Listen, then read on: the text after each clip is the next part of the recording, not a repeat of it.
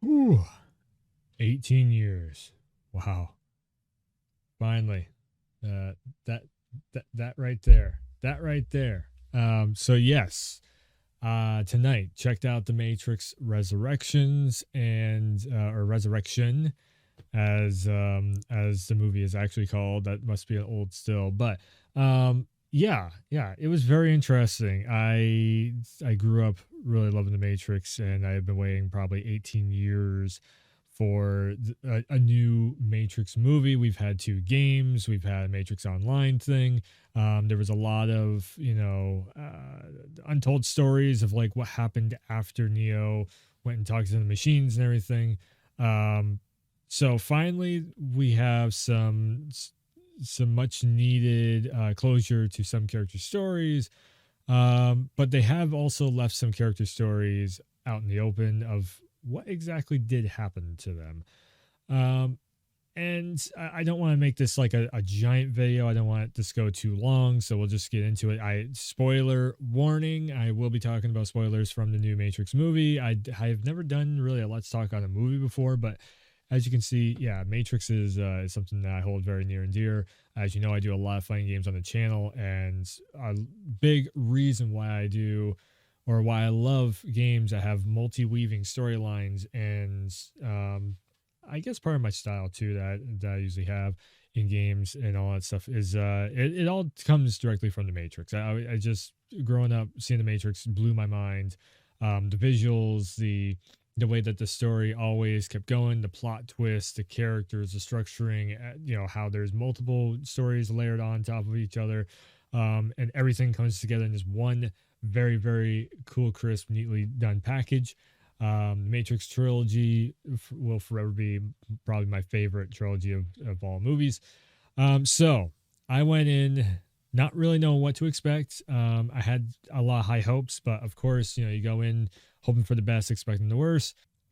So going into it, I enjoyed it. I enjoyed my time watching it. There is a couple things I would have changed, but we'll get into what I would have changed and everything. But to just start this thing off with, I enjoyed it. I liked it. What it was doing. There's pacing, a little bit of pacing issues for my liking. I don't know. It just after watching the original trilogy and then watching Resurrection, I was like, man, like the original trilogy is just like boom, boom, boom. Okay, we have this overall threat of the machines coming to destroy Zion and destroy us all, and we have to get through this stuff as quick as possible. It feels like it's only like a few days. I'm pretty sure it's like it goes across a few days in Resurrection. It feels like it's maybe like 2 or 3 days in the original trilogy. Um, but yeah, like a big shout out to Keanu Reeves and Carrie Ann Moss for coming back and being Neo and Trinity. Um, I think those characters like Neo and Trinity have everything in the movie. Neo and Trinity feel like the most spot on to anything from the original trilogy, I guess you could say. Neo and Trinity are really well done. They're really great. Normally, I don't like stories where the main characters are just like, what is going on and everything. And there's a bit of that in there with Neo, but at the same time, he's having a lot of flashbacks, so it worked with me with Neo. Same way with Trinity. They have these flashbacks of what is it a dream? Is it reality? What is it? I think that worked really well. So Neo trying to like figure out, is this real? Is it, think it's pretty cool that they went the whole video game route with it, of like Neo's trying to get all of this stuff that's in his head. And what was he before? He was a hacker. Thomas Anderson is a hacker.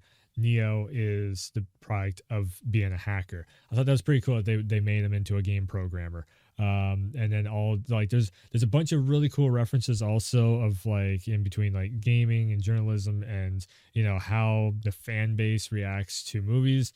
How people like myself doing this right here right now is, when it comes to the people who are making the movies and all that stuff. It's a very cool thing that goes back and forth. Lots of very cool references.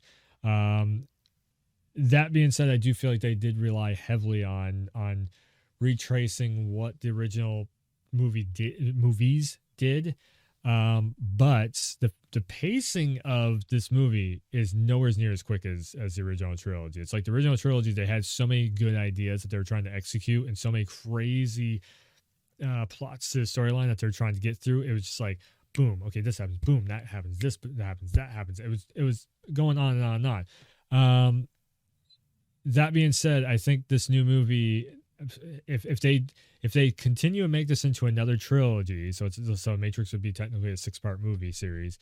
Definitely, I would love to see the next movie be a little bit faster pace. Get in, get the thing done, get out. This one does kind of hang on certain spots. The whole thing of like, namely with this guy here, it kind of hangs. I feel like, did we really need to have, again, big spoilers, huge spoilers?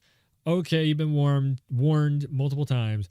Do we really need Agent Smith back? We have seen that arc. I would have liked to have seen a brand new character being made that challenges Neo, like a Smith 2.0, not in the way that it is Smith, but something that is like another program gets accidentally made out of the coding of both Neo and Smith that becomes something that Neo has to step up to once again, just like in the way the original trilogy did, where Neo has to become just as good as Smith, and then of course be better, so then he can end up defeating the virus program that is Smith, basically.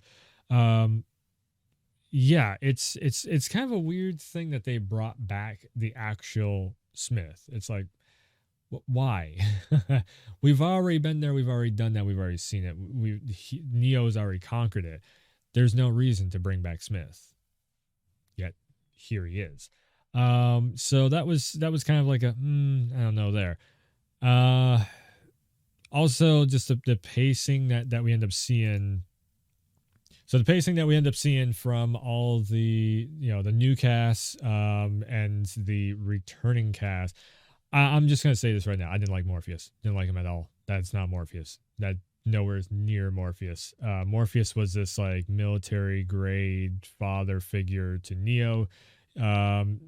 Morpheus and Trinity have been tracking Neo for a long time just to try and because Morpheus believes that there is a prophecy and a purpose. Why in the hell is why would the weirdest part is the fact that Morpheus, it starts out as Smith. That is the weirdest thing ever. Why would Thomas Anderson, whether it's Neo or not, Mr. Anderson, make his mentor his mortal enemy also? That made absolutely no sense, because Neo never looked at Morpheus as being a mortal enemy. He looked at him as being a father figure. So to me, Morpheus is very all over the place. I didn't agree at all with Morpheus. I think that's my biggest gripe from this new movie is Morpheus. The whole character of Morpheus is just, I don't know what they were thinking of with that one. And then turning Morpheus, I get it, like they can't get Lawrence Fishburne, so then just don't have Morpheus. Make Morpheus a product of something that will, when this movie ultimately does really well, which I'm really hoping it does, that we get some games off from this, that we, Lawrence Fishburne will see it and they'll be like, okay, you guys did something cool. Now I don't even know if Lawrence Fishburne would care to even come back, because they've damn near murdered Morpheus's the whole persona of being this, he is the wise, he is the leader, the teacher, the he is the one that believes in the one, and he is the one that's gonna help the one get back to his roots. And to me, it was just like Morpheus was way too, okay, I'm flash, I'm style, I'm pop, which is opposite of Morpheus. That was why I'm like, man, that's my biggest gripe with this movie. Like I said, is Morpheus, which I was kind of like, I was wondering how, I thought maybe Morpheus was stuck in that persona, and then he breaks free from it, and he's like, "Phew, thank God Neo saved me out of that." And then he would thank Neo, but of course, no, that's just Morpheus in this. The newer crew members, though, very, very cool. I can't remember what their names actually were at this point, because they didn't say their names a whole lot. The one that has the blue hair, this one over here, the one that has the blue hair, she's probably the best one of them all, the captain of the ship. I thought she was really, really cool. I actually seen something from Kojima. He was like, yeah, she's gonna be in a few movies, and he's looking forward. So Kojima is the guy who made Metal Gear Solid and now Death Stranding. I guess he's a big fan of hers, and I'm like, yeah, okay. She was probably at the new crew members. She was probably one of the best ones. And then of course, we have Neo and Trinity. Again, just to come back and say it once again, Neo and Trinity probably the best two things of this whole movie. I think the Architect is what they were beaten up as as Neil Patrick Harris was in there. I'm pretty sure that's his name. Like Architect 2.0, and for some reason they also got rid of Oracle, or Oracle's missing, or some other.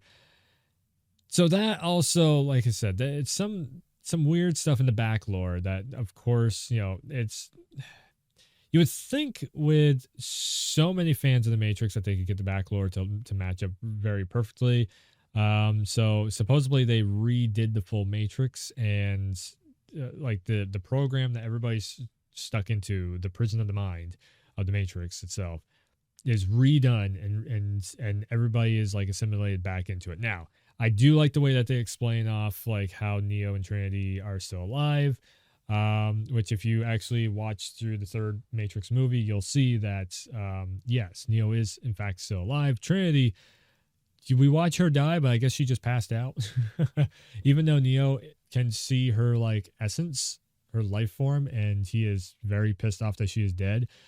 For whatever, I mean, they pulled a Mass Effect 2 where they did a Lazarus project on him, and resurrected both of the two main characters of the series. Okay, that's just all right, sure.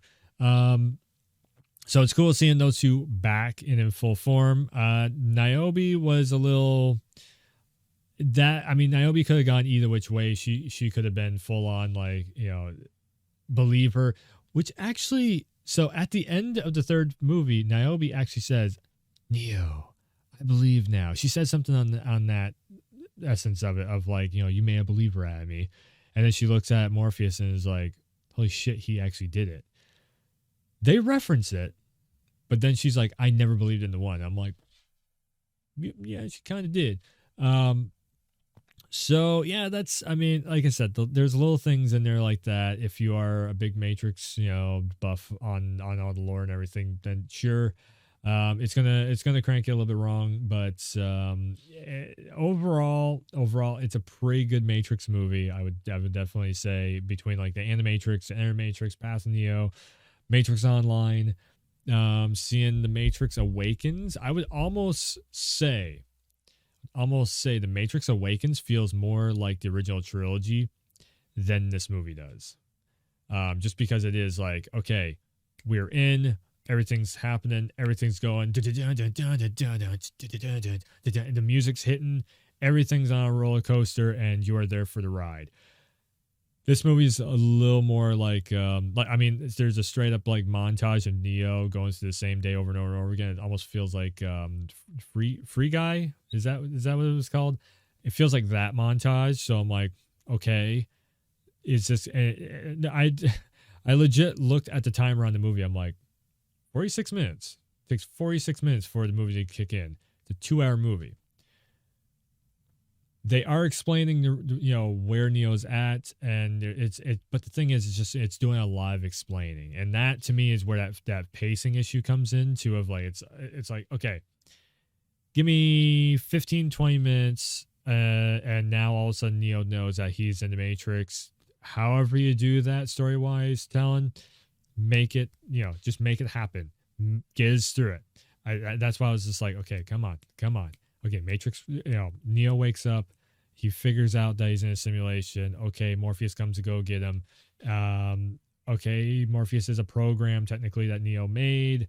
For whatever reason, he made Morpheus act like a flamboyant person in the machine. It's weird on Morpheus. But yeah, like I said, that's my biggest issues though with the whole thing, was just Morpheus and the pacing. outside of that, the storyline it matched up for the most part. Everybody did their jobs very well. I will not fault the actor that plays Morpheus of making Morpheus flamboyant unless he was like very determined to make Morpheus that way. I don't know. I wasn't there on set, but it just felt Morpheus was definitely off. I feel like I would love to see in if there is a next Matrix movie that version of Morpheus comes in contact with the real Morpheus, and the real Morpheus is looking at that program like, no, son, that's not how I dress, that's not how I talk, that's not how I walk, you know. And then he looks over at Neo and is like, really, this is what you did? That would be a really funny moment, I feel like. That being said, also about funny moments, I don't feel like this over delivered on funny moments. Like it's not too funny, I should be saying. There's still a serious tone, but it's not like the military action serious tone of like, if you don't figure out how to be the one, we're all dead. You know, that set a very serious tone, even though there is references of like dodge this and all that stuff in the original trilogy. And it's like, Neo, if you're out there, I could use your help, as he comes flying in, which I always got kind of a laugh out of that. But like they did do some of that stuff, but I don't feel like there was enough to give that tone of the original trilogy. I don't know. It's a tough one. It's a tough one. So yeah. Like I said, this is, I don't want to go too long with this. Probably about 15 minutes. We got of a kind of a thoughts video. I was going to say a review, but it's not a review. This is totally not a review. This is just me giving my thoughts after watching one of my favorite franchises come up with a new movie. So yeah, I can't wait to see what happens next. I can't wait to see where they go with it. Again, big shout out to Keanu Reeves, Carrie-Anne Moss for coming through and just doing a bang up job. Yeah, it was interesting. I was wondering how they were going to look on screen, because I know that they like to do a lot of their own stunts, and Keanu still got it. He can still fight. He can still do his martial arts thing. It's really cool. Carrie-Anne also, she jumped back into Trinity's role, and it felt like Trinity. It felt like Neo. It felt like Trinity back in the day, which was really cool. Just they need to work on Morpheus. Also, Niobe. That was a very interesting take on Niobe. They made her super serious, which was like, is she going to mellow out in her old age, or is she? But it's not. Maybe it's not super serious. Maybe it's more hard headed. I think. Yeah, which makes sense because Niobe she's hard headed in her way. I will give a big solid note though that the state of the real Morpheus is up in the air. They did kind of leave that out there of like, will we see the real Morpheus come back, or are we just stuck with the computer program Morpheus? Also, can they that actually, you know what? He's a computer program Morpheus. They could change him up, make him less flamboyant, make him more like the real Morpheus. I would love to see Niobe actually have a word with Neo about that and be like, could you switch this a little bit? I don't know. There's multiple ways they can fix Morpheus, but that's the cool thing though. They set up some good building blocks on where they can go, you know. And maybe my only other thing that I would say is, I know, so they were trying to go for like a couple cinematic camera shots of spinning, which worked really cool because that's different than what we've seen before. But I feel like where the original trilogy was really blowing minds back in the day, I feel like this one didn't quite do as much of that. And it was just more of like showing the, instead of having huge, awesome, mind-blowing stunts, it was more of the narrative-driven path. Which is probably the reason why I felt like the pacing was a little off, because The Matrix had a lot of story-driven stuff happening, but there was always like this huge moment of like, you know, the helicopter is coming down. They just saved Morpheus. He's wrapping up the thing. He's like, okay, I am the one, and I'm going to go and save Trinity. And then, of course, you have in the second Matrix movie, upgrades, and he starts beating up the agents like it's nothing. But then Smith, you know, gives him a run for his money. The third movie, he can fly. He can, you know, he can take on Smith. He can, you know, stop. Wait, that was the second movie also. Oh, no, he can blow up a minefield of, you know, of bombs going off. So I guess the plot twisty moments like that. Like I don't feel like there was as many in the Matrix, and it's because they didn't really need to do it. The pacing of it, was slower, so you didn't have to have as many of those. Okay, we need to get into this next scene. So how do we get into the next scene? Plot twist it. Okay, now we're into next scene. How do we get into this next one? Plot twist it. And then all those plot twists would be a thrill ride into, okay, here's an overlapping story of the real world, the Matrix, and Neo going against Smith. All three of those, boom, into one story. I feel like that core aspect of the original trilogy is missing from this first movie. I couldn't tell you what, okay, so the original trilogy is like, okay, we know the reason why Neo is doing all this. We know why Morpheus is so hell-bent on getting to Neo. We know why Neo keeps getting back up and going himself.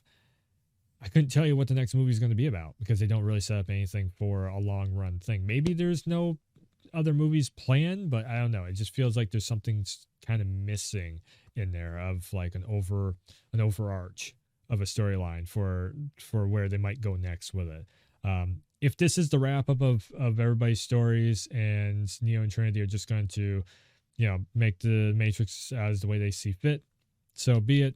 That's all right. But I would definitely hope to see something of like, let's take the whole video game aspect that we've seen in the movies of all these references of like everything's a video game and everything and all that stuff. Let's make it into an actual game with the Unreal Engine 5. That's my hopes and dreams that we see a new Matrix game. Something like GTA Online would be great, but with even more story-based driven stuff. So maybe GTA Matrix style is what I'm really after. Why not? Sandbox, you're just walking down the street kind of like Unreal Engine 5, and then all of a sudden you can wall run, and then all of a sudden you get into firefights with agents and this and that and the other thing. It's a whole different there's a whole different ball game that they could do nowadays with the newest tech and everything. So anyways, yeah, overall definitely hyped up that Matrix is back. I think this is my first ever Let's Talk on a movie, just because it's the Matrix and I wanted to do something. I don't know, I got so much I wanted to talk about with it, so I need to get it out. So video form it is. Yeah, it was fun. It was fun though. I definitely highly recommend going and see the Matrix. If you are a fan of the originals, definitely highly recommend going and seeing it. You will get some closure on some of the stories that were kind of left hanging from the last movie, from the third movie. I will never say the third movie was a bad movie. I'd absolutely say the third movie was incredible, just like the first two. Again, it's my favorite trilogy of all time. There was a couple plot lines I was like, it was left for your imagination, which is great when movies do that. But yeah, they helped to be like, oh, okay, that's what happened. I didn't even get into like Io either, which is, I mean, Io, oh boy. Io makes it so Zion basically, there's no reason for there's no reason for Zion to exist at all in the lore after Io. Zion, Io, jeez, like eyes, nose. But yes, Io is very interesting to see like the machines and the humans working together. That Neo's peace treaty actually was. It actually helped. I just would love to see the lore go farther with it and see what the hell happens there once again. There was like a civil war between the machines. That's up in the air.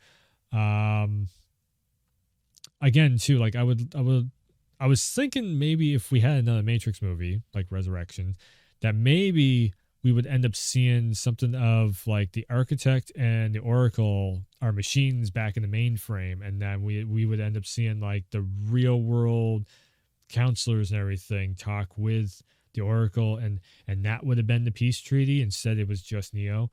So we'll see what happens, where everything goes with that. So there's so much that can be told of storylines going forward. I definitely can see a new game, a new movie, something else be made. Anyways, I'm going to wrap this up. So thanks for tuning in. Thanks for stopping by. And as always, I will see you next time.